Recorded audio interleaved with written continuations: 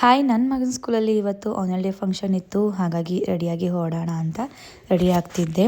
ಮಧ್ಯಾಹ್ನ ಹೊರಟ ನನ್ನ ಮಗ, ಅವ್ರಿಗೆ ಬಸ್ ಪಿಕಪ್ ಇತ್ತು.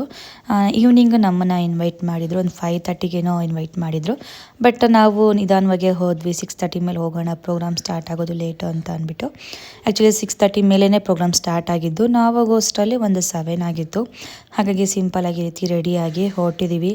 ನಾನು ಮತ್ತು ಹಸ್ಬೆಂಡ್ ಮತ್ತು ನನ್ನ ಮಗಳು. ತುಂಬ ಚೆನ್ನಾಗಿ ಲೈಟಿಂಗ್ಸ್ ಎಲ್ಲ ಹಾಕಿದ್ರು. ಸ್ಕೂಲಲ್ಲಿ ತುಂಬ ಚೆನ್ನಾಗಿ ಕಾಣಿಸ್ತಿತ್ತು. ಹೋಗೋಷ್ಟರಲ್ಲಂತೂ ತುಂಬ ಜನ ಬಂದುಬಿಟ್ಟಿದ್ರು.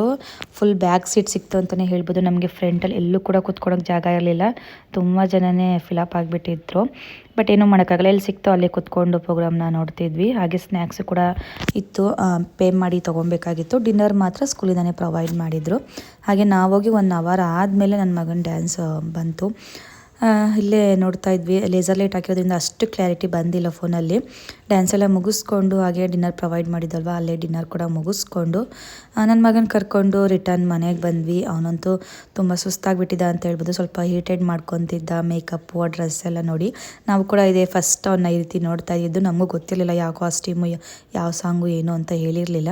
ಇಲ್ಲಿ ಬಂದಮೇಲೆ ನಾವು ನೋಡಿದ್ದು. ಹಾಗಾಗಿ ಹೋಗಿ ಮುಗಿಸ್ಕೊಂಡು ವಾಪಸ್ ಮನೆಗೆ ಬಂದ್ವಿ. ಇವತ್ತಿನ ವ್ಲಾಗ್ ಕೂಡ ಇದಾಗಿತ್ತು. Thank you all.